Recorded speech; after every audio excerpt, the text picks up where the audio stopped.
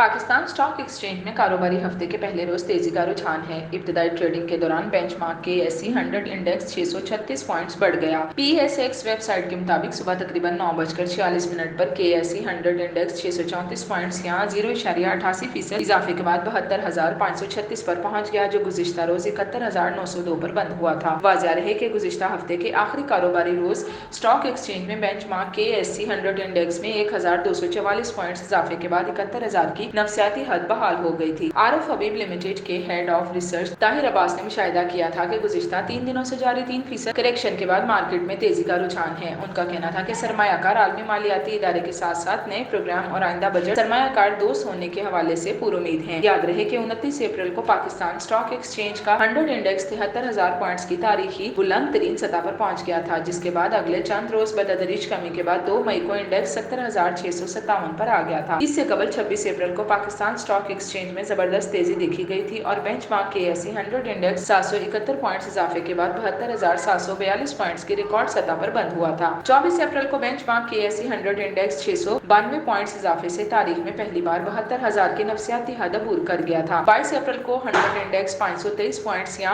0.74% इजाफे के बाद 71,433 पॉइंट्स की बुलंद तरीन सतह पर पहुंच गया था।